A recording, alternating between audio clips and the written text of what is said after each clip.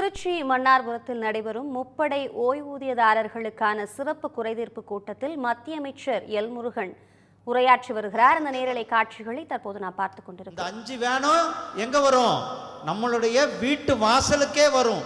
நம்மளுடைய வீட்டு வாசல்லே வந்து நம்மளுடைய பென்ஷன் பிரச்சனையை தீர்க்க வைக்கிறதுக்கு தான் இந்த ஸ்பாரிஸ் ப்ரோக்ராம் வந்து நமக்கு உதவியாக இருக்கிறது. இது சென்னையில் மட்டும் தமிழ்நாட்டில் வந்து 52வது நிகழ்ச்சியாக நடந்து கொண்டு இருக்கிறது. ஆல் ஓவர் இந்தியாவில் 206வது நிகழ்ச்சியாக இந்த நிகழ்ச்சி நடக்குதுன்னா எந்த அளவுக்கு இராணுவ வீரர்கள் மேலே, இந்த நாட்டுக்காக சேவை செய்தவர்கள் மேலே நம்மளுடைய பிரதமர் அவர்களும் நம்மளுடைய ரக்ஷா மந்திரி திரு ராஜ்நாத் சிங்ஜி அவர்களும் எந்த அளவுக்கு மரியாதை வைத்திருக்கிறார்கள் என்பதை நாம் பார்க்க முடியும். பார்த்த ஒரு அம்மா கிட்டத்தட்ட 19 லட்சம் ரூபா பென்ஷன், அவர்களுக்கு ஏதோ ஒரு காரணத்தால் அந்த பென்ஷன் வர முடியாமல் இருந்திருக்கிறது. ஆனால் ஒரே நேரத்தில் அவர்களுடைய பென்ஷனை கால்குலேஷன் செய்து அதை கணக்கீடு செய்து அவர்களுடைய பென்ஷனை இங்கு நாம் கொடுத்திருக்கிறோம். நம்முடைய பிரதமர் திரு நரேந்திர மோடிஜி அவர்களுடைய ஆட்சி ஏழை எளிய மக்கள், அனைத்து தரப்பு மக்களும் ஒரு டிரான்ஸ்பரன்சியான கவர்மெண்ட், மக்களுக்கு டிரான்ஸ்பரண்டான திட்டங்களை கொண்டு போய் சேர்த்தணும். திட்டங்கள் இப்போ எதுக்கு உதாரணத்திற்கு அனைவருக்கும் வீடு கட்டும் திட்டம் இருக்கிறது, விவசாயிகளுக்கு கொடுக்குற திட்டம் இருக்கிறது. அதில் நேரடியாக விவசாயிகளுக்கே போகுது. அதுபோல தான் நேரடியாக நம்மளுடைய பென்ஷனர்களுக்கு பென்ஷன் வாங்குகின்ற குடும்பத்தினர்களுக்கு குடும்ப ஊதியமும் குடும்ப பென்ஷன் வாங்குறவங்களும் சரி, சர்வீஸ் பென்ஷன் வாங்குவவர்களும் சரி, அவர்களுக்கு அவர்களுடைய கிரீவன்சஸை தீர்க்கும் மையங்களாக இந்த முகாம்கள் நம்மளுடைய பிரதமர் திரு நரேந்திர மோடிஜி அவர்களுடைய ஆலோசனையின் பேரில் நம்மளுடைய இராணுவத்துறை அமைச்சர் திரு ராஜ்நாத் சிங்ஜி அவர்கள் நம்மளிடத்திலே வந்து நமக்கு இந்த திட்டங்களை செயல்படுத்தி கொண்டு இருக்கிறார்கள். சகோதரர்கள், நாம் எங்கேயாவது பார்த்துருக்கிறோமா இந்த மாதிரி கிரீவன்ஸை? கிட்டத்தட்ட 6000 பேர் ஒரே இடத்துல, 100 கவுண்டர். இன்னைக்கு சாயந்தரத்துக்குள்ள நீங்க இங்க போகும்போது இங்க வந்த 6000 பேருடைய கிரீவன்ஸும் கூட ஒட்டுமொத்தமாக தீர்க்கப்படும்னா அது பிரதமர் திரு நரேந்திர மோடிஜி அவர்கள் ஆட்சியில மட்டும்தான் முடியும். அந்த அளவுக்கு அரசாங்கத்தினுடைய செயல்படுகின்ற வேகத்திற்கு இது ஒரு உதாரணம். அரசாங்கம் எந்த அளவுக்கு வேகமாக செயல்படுகிறது, அதே இடத்துல தீர்வு. இந்த தீர்வுகளை நாம் நடத்தி கொண்டிருக்கின்றோம். அதே போல இந்த 5 வாகனம் சொன்னேன், இந்த 5 வாகனங்களும் நம்மளுடைய ஊர்களுக்கே வர இருக்கிறது. இதில் ஒரு வேன் வந்து புதுக்கோட்டை, சிவகங்கை, ராமநாதபுரம், தூத்துக்குடி, கன்னியாகுமரி, கடலூர், தாம்பரம், சென்னைக்கு போக இருக்கிறது. இன்னொரு வேன் விருதுநகர், திருநெல்வேலி, தென்காசி, தேனி, காஞ்சிபுரம், தாம்பரம் வரலும் போக இருக்கிறது. இன்னொரு வேன் நீலகிரி, கோயம்புத்தூர், திருப்பூர், ஈரோடு, திண்டுக்கல், மதுரை, தாம்பரம் போக இருக்கிறது. இன்னொரு வேன் கரூர், நாமக்கல், சேலம், தருமபுரி, கிருஷ்ணகிரி, திருவள்ளூர், தாம்பரம் போய் சேர்க்கிறது. 5வது வேன் தஞ்சாவூர், அரியலூர், பெரம்பலூர், விழுப்புரம், திருவண்ணாமலை, வேலூர், தாம்பரம் போய் சேர இருக்கிறது. இப்படி இந்த 5 வேன்களும் நம்மளுடைய மக்கள், நம்மளுடைய இராணுவ வீரர்களுடைய, முன்னாள் இராணுவ வீரர்களுடைய வீடுகளுக்கே சென்று நம்மளுடைய ஓய்வூதியம் சார்ந்த பிரச்சனைகளையும் ஓய்வூதியம் சார்ந்த கிரீவன்சஸையும் தீர்வித்து வைக்கின்ற இந்த மொபைல் வேனை இன்றைக்கு நாங்கள் தொடங்கி வைக்க இருக்கின்றோம். ஏன்னா நம்மளுடைய பிரதமர் வந்து மக்கள் எதுக்குமே அலையக்கூடாது, எங்கேயுமே போகக்கூடாது, அவர்களுக்கு நேரடியாக அவர்களுடைய இடத்திலேயே திட்டங்களை சென்று சேர்ப்பது தான் நம்மளுடைய ஒரே நோக்கமாக இருக்கிறது. நாம் அந்த நோக்கத்தை செயல்படுத்தி கொண்டு இருக்கின்றோம். நம்மளுடைய டிஃபென்ஸ் அக்கௌண்ட் துறை இவ்வளோ பெரிய நிகழ்ச்சியை நடத்துகிறார்கள், இவ்வளோ பெரிய 100 ஆபீசர்களை போட்டு நிகழ்ச்சி நடத்துகிறார்கள். அவர்களுக்கு என்னுடைய மனமார்ந்த வாழ்த்துக்களையும் பாராட்டுக்களையும் உங்கள் மூலியமாக தெரிவித்துக் கொள்கின்றேன். சகோதரர்களே, நம்மளுடைய மயங்க் சர்மா இருக்கிறார், நம்மளுடைய அப்ரார் சார் இருக்கிறார், நம்மளுடைய ஜெய்சீலன் இங்கே இருக்கிறாங்க, நம்மளுடைய டிஃபென்ஸ் ஆஃபீஸர்ஸ் எல்லாம் இங்கே இருக்கிறார். எல்லாருமே நம்மளுடைய பென்ஷனர்களுடைய குறைகளை தீர்ப்பதற்கு, நம்மளுடைய பென்ஷனர்களுக்கு மறுவாழ்வு கொடுப்பதற்காக, நம்ம அப்ரார் அவர் சொன்னார் இங்கே பேசும்பொழுது, பென்ஷனர்களுக்கு வேலை வாய்ப்பு சம்பந்தமாகவும் அல்லது அதே நேரத்தில் இந்த பென்ஷன் சம்பந்தமான பிரச்சனைகள் இருக்கிறது, நாங்கள் அதை தீர்த்து வைக்கணும். அதே மாதிரி டிஃபென்ஸ் அக்கௌண்ட்டு மயங்க் சர்மா அவர்கள் 206 நிகழ்ச்சி நடத்திக்கிட்டு இருக்கார். இது 52வது நிகழ்ச்சி தமிழ்நாட்டில் நடத்தி கொண்டிருக்கிறார்கள். சகோதரர்களே, உங்களுக்கு நம்முடைய மாண்புமிகு பிரதமர் திரு நரேந்திர மோடிஜி அவர்கள் ஆட்சிக்கு வந்த பிறகு இன்றைக்கு இராணுவத்துறையில் ஒரு மிகப்பெரிய ஒரு வெற்றியை நாம் பெற்றுக்கொண்டிருக்கின்றோம்.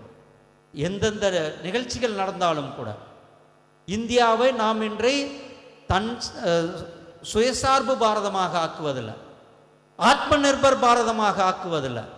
நம்மளுடைய பொருள்களை நாமே தயாரித்து நம்மளுடைய இராணுவ தளவாடங்களை நாம் தயாரிப்போம் என்று 2 இராணுவ தளவாடங்களினுடைய காரிடார் கொடுக்கப்பட்டது. இந்தியாவிலேயே 2 காரிடார் கொடுக்கப்பட்டது. ஒரு காரிடார் உத்தரப்பிரதேசத்தில் லக்னோவில் கொடுக்கப்பட்டது. இன்னொரு காரிடார் நம்மளுடைய தமிழ்நாட்டில் நம்மளுடைய இதே திருச்சிராப்பள்ளி, கோயம்புத்தூர், ஒசூர், சேலம் வழியாக ஒரு டிஃபென்ஸ் காரிடார் நமக்கு கொடுத்திருப்பது நம்மளுடைய பிரதமர் திரு நரேந்திர மோடிஜி அவர்கள்.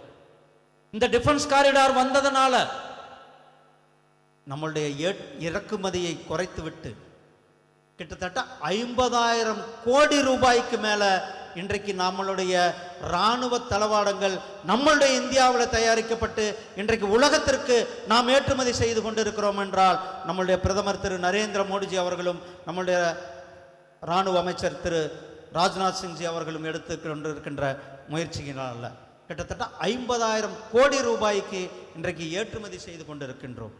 நாம் இறக்குமதியை நிறுத்திவிட்டோம். 2014க்கு முன்னாடி எல்லாத்தையும் இறக்குமதி, எதுனாலும் கூட இம்போர்ட். ஆனால் இன்றைக்கு நாம் ஏற்றுமதி செய்து கொண்டிருக்கின்றோம். அது மட்டுமல்ல, நம்முடைய இராணுவ வீரர்களுடைய பழங்காலத்திற்கான ஒரு கோரிக்கையாக இருந்தது, ஒரே பதவி ஒரே ஊதியம் வேண்டும் என்பது. இது பல ஆண்டுகள் சர்ச்சைகளாக இருந்தது. இது பல ஆண்டுகள் அனைவருடைய கோரிக்கையாக இருந்தது. ஆனால் இதை பற்றி யாரும் கண்டுக்காம இருந்தார். ஆனால் நம்ம பிரதமர் திரு நரேந்திர மோடிஜி அவர்கள் வந்த பிறகு இந்த ஒன் ரேங்க் ஒன் பென்ஷன் என்று சொல்லக்கூடிய ஒரே பதவி ஒரே ஓய்வூதியம் என்ற திட்டத்தை நடைமுறைப்படுத்தி அனைவரும் இராணுவத்தில் சமம், அனைவருக்கும் சம ஓய்வூதியம், அனைவரும் பதவிக்கு ஒரே பதவி ஒரே ஓய்வூதிய திட்டத்தை நடைமுறைப்படுத்தி இருக்கிறார் நம்முடைய பிரதமர் திரு நரேந்திர மோடிஜி அவர்கள். அதே போல டிஃபென்ஸ் செக்டாரை சீர்திருத்த வேண்டும். 3 படைகளுக்கும் இணைந்து முப்படைகளுக்கும் ஒரு தலைமைக்கான ஒரு அதிகாரியை உருவாக்க வேண்டும் என்று முப்படைகளுக்கும் சேர்ந்து ஒரு சிடிஎஸ் என்று சொல்லக்கூடிய சீஃப் டிஃபென்ஸ் ஆஃபீஸரை உருவாக்கியது நம்முடைய பிரதமர் திரு நரேந்திர மோடிஜி அவர்கள். சகோதரர்களே, பட்ஜெட்டில் ஒவ்வொரு வருஷமும் நம்மளுடைய பட்ஜெட்டில் நம்மளுடைய பாதுகாப்புத்துறைக்காக பாதுகாப்புத்துறையை நவீனப்படுத்த வேண்டும், நவீன சாதனங்கள் வாங்க வேண்டுவதற்காக பல லட்சம் கோடி ரூபாய் பட்ஜெட்டை உயர்த்தியிருக்கிறோம். இந்த பட்ஜெட்டில் மட்டும் நம்மளுடைய பட்ஜெட்டில் 75% நிதி பாரத் என்று சொல்லக்கூடிய உள்நாட்டில் நம்மளுடைய உற்பத்தியை பண்ணணும், உள்நாட்டில் வேலை வாய்ப்பு இருக்கணும், நம்மளுடைய நாட்டினுடைய டிஃபென்ஸ் பொருள்கள் நாம பயன்படுத்தணும், வெளிநாடுகளுக்கு கொடுக்கணும் என்பதுதான். அதனால தான் ஐஎன்எஸ் விக்ராந்த் என்ற அந்த நீர்மூழ்கி விமானம் தாங்கிய கப்பலை நமக்கெல்லாம் கொடுத்து நம்மளுடைய நாட்டுக்கு அர்ப்பணிப்பு செய்தது நம்மளுடைய பிரதமர் திரு நரேந்திர மோடிஜி அவர்கள். சகோதரர்களே, நாம் பார்க்குறோம் லைட் காம்பேக்ட் ஹெலிகாப்டர்கள், பிரசந்தா என பெயரிட்ட இந்த ஹெலிகாப்டர்கள் கிட்டத்தட்ட 5000 மீட்டர் உயரத்தில் ஆயுதங்களை கொண்டு போயிருக்கின்ற அந்த ஹெலிகாப்டரை நம்மளுடைய நாட்டிலேயே தயாரிக்கப்பட்டு நமக்கு கொடுக்கப்பட்டிருக்கிறது. சகோதரர்களே, இந்த நாட்டினுடைய அபிவிருத்தி, நம்மளுடைய நாட்டினுடைய மேன்மைக்கு, நம்மளுடைய நாட்டினுடைய பாதுகாப்பிற்கு நம்மளுடைய சொந்த நாட்டில் தயாரிக்கும் பொருள்களை ஊக்குவிக்கும் விதமாக நம்மளுடைய பிரதமர் திரு நரேந்திர மோடிஜி அவர்கள் செயல்பட்டு கொண்டிருக்கிறார்கள். உங்களுக்கெல்லாம் தெரியும், காஷ்மீரில் பெஹல்காமில் பாகிஸ்தான் நாட்டினுடைய தீவிரவாதிகள் நம்மளுடைய மக்களை, நம்மளுடைய நாட்டு மக்களை அங்கே வந்து பேர் கேட்டு அவங்க அங்கே ஒரு படுகொலை நடத்தினார்கள். அந்த தீவிரவாதிகளுக்கு சரியான பாடம் புகட்ட வேண்டும், பாகிஸ்தானுக்கு சரியான பாடம் புகட்ட வேண்டும் என்று ஆபரேஷன் சிந்தூரை வெற்றிகரமாக நடத்தி முடித்தது நம்மளுடைய பாரத நாடும் நம்மளுடைய இராணுவ வீரர்களும். நம்மளுடைய இராணுவ வீரர்கள் நம்மளுடைய நாட்டிலிருந்து நம்மளுடைய நாட்டிலிருந்தே அங்க போகாமையே கிட்டத்தட்ட 100 கிலோமீட்டருக்கு, கிட்டத்தட்ட 400 கிலோமீட்டருக்கு அந்த நாட்டுக்குள்ள புகுந்து நாம பாகிஸ்தானுக்கு சரியான பாடம் புகட்டும்னா அது ஆபரேஷன் சிந்தூர் மிகப்பெரிய ஒரு வெற்றியை நம்முடைய இராணுவத்தினர் செயல்படுத்தி காட்டியிருக்கிறார்கள். நம்முடைய நாட்டினுடைய மிகப்பெரிய ஒரு வெற்றியாக நம்முடைய பிரதமர் திரு நரேந்திர மோடிஜி அவர்கள், நம்முடைய இராணுவத்துறை அமைச்சர் அவர்களும் நம்முடைய இந்த நேரத்தில் நம்முடைய இராணுவ வீரர்களுக்கு நாம் அவர்களுக்கு மிகப்பெரிய ஒரு மரியாதை செலுத்த கடமைப்பட்டிருக்கின்றோம் சகோதரர்களே. பகல்காமில் நம்ம இராணுவ தாக்குதல் நடத்தணும், அதே போல் பாகிஸ்தானுக்கு சரியான பாடத்தை புகட்டணும், அதே போல் அவர்களுக்கு அந்த இந்துஸ் நீர் ஒப்பந்தத்தையும் கூட நாம் நிறுத்தணும். ஏன்னா பாகிஸ்தானுக்கு அவங்களுடைய சொல்ல அவர்களுடைய மொழியில் சொன்னாதான் அவர்களுக்கு புரிகிறது. இராணுவ தாக்குதல் நடத்த வேண்டி இருக்கிறது, நீர் ஒப்பந்தத்தை நிறுத்த வேண்டி இருக்கிறது.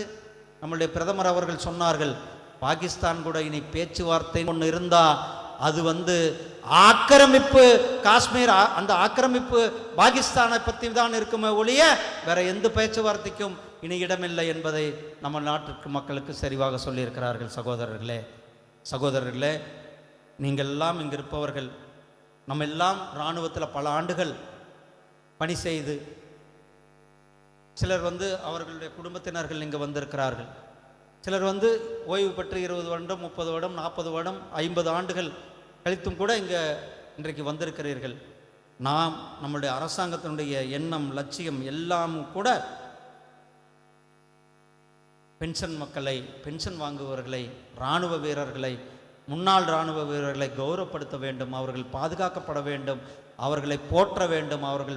அவர்கள் இந்த நாட்டிற்கு செய்த சேவையை, அவர்களுக்கு இந்த நாட்டிற்காக பணியாற்றியவர்களுக்கு இந்த நாடு அவர்களுக்காக பணியாற்றுகிறது, இந்த தேசம் அவர்களுக்காக பணியாற்றுகிறது, நம்முடைய பிரதமர் அவர்களுக்காக இருக்கிறார்கள் என்பதை உணர்த்தும் விதமாக இந்த அருமையான நாள் இங்கே நம்மளுடைய திருச்சிராப்பள்ளியில் இந்த கேம்ப் நடந்து கொண்டிருக்கிறது. இதுபோல் இன்னும் பல கேம்ப்கள் நடக்க இருக்கிறது. நீங்கள்லாம் பயன்படுத்தி கொண்டு நம்மளுடைய ஓய்வூதிய சம்பந்தமான பிரச்சனைகளை நாம் அந்த இதில் தீர்க்க வைக்க நம்முடைய அரசாங்கம் தயாராக இருக்கிறது. வாருங்கள் சகோதரர்களே, 2047 நம்மளுடைய நாடு, நம்மளுடைய லட்சியம், நம்மளுடைய எண்ணம் எல்லாமே இந்த நாடு ஐயா அப்துல் கலாம் ஐயா அவர்கள் கண்ட கனவு, நம்மளுடைய நாடு வல்லரசு நாடாக இருக்க வேண்டும், பாரத நாடு உலகத்திற்கே வழிகாட்டி நாடாக இருக்க வேண்டும், இந்த நாடு அனைத்து மக்களுக்கும் கிடைக்கின்ற நாடாக இருக்க வேண்டும். அந்த பாதையில் நாம் அனைவரும் இணைந்து செயல்படுவோம் என கேட்டுக்கொண்டு உங்களிடத்திலிருந்து விடைபெறுகிறேன். நன்றி, வணக்கம். ஜெய்ஹிந்த், ஜெய் பாரத்.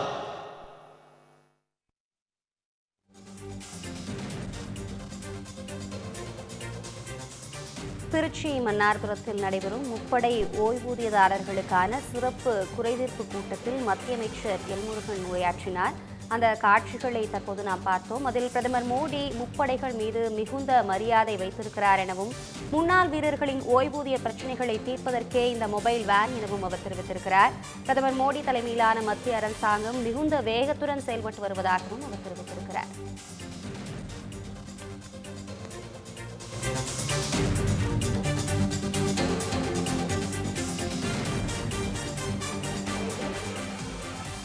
திருச்சி மன்னார்புரத்தில் முப்படைகளில் பணியாற்றி ஓய்வு பெற்றவர்களுக்கான சிறப்பு குறைதீர்ப்பு கூட்டத்தில் மத்திய அமைச்சர் எல் முருகன் கலந்து கொண்டுள்ளார்.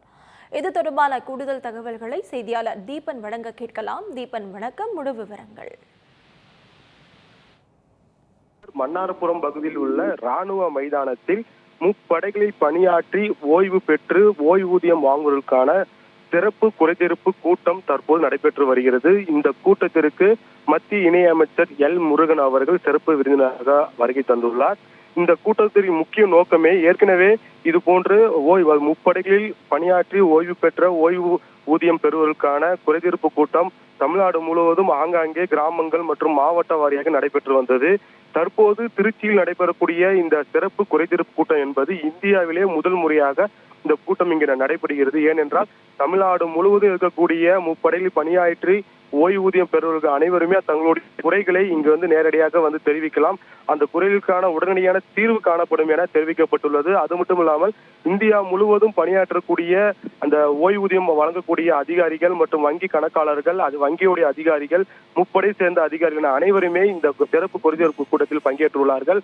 இந்த குறைதீர்ப்பு கூட்டத்தின் முக்கிய நோக்கமே ஏற்கனவே பென்ஷன் வாங்குவர்களின் பல்வேறு புகார்கள் எழுந்து வருகிறது. முறையாக பணம் வந்து வங்கி கணக்கில் சேரவில்லை, ஆவணங்கள் சரியாக இல்லை என பல்வேறு புகார்கள் ஓய்வூதியம் பெறுவதற்கு தொடர்ந்து தெரிவித்து வருகிறார்கள்.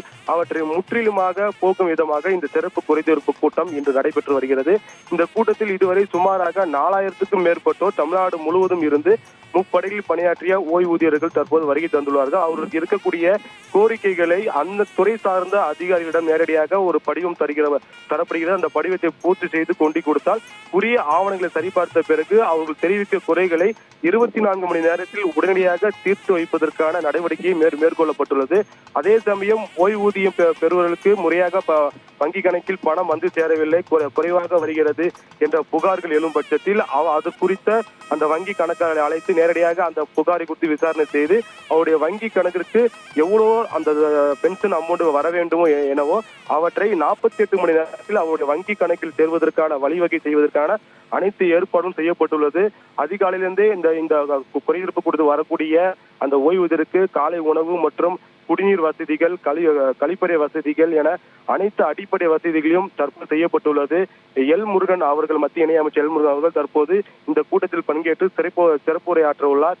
இங்கு கூட்டத்தில் வருகை தந்த அனைவரும் கேட்டபோது இது போன்ற ஒரு குறை தீர்ப்பு கூட்டம் இதுவரை தமிழ்நாட்டில் நடைபெறவில்லை. இது வந்து ஓய்வு ஊதியம் பெறுவதற்கான அனைவருக்குமே ஒரு சிறப்பான ஒரு கூட்டமாகும், சிறப்பான ஏற்பாடு செய்துள்ளார்கள். இந்த கூட்டம் ஆண்டுதோறும் நடைபெற வேண்டும், ஓய்வூதியருக்கான அனைத்து குறைகளையும் தீர்த்து வைக்க வேண்டும் என்பதே அவருடைய கருத்தாக உள்ளது. மேலும் இப்பகுதி முழுவதுமே ராணுவத்துறை சார்ந்த அதிகாரிகள் பாதுகாப்பு பணியில் ஈடுபட்டு வருகிறார்கள். முழு விவரங்களுக்கு நன்றி தீபன்.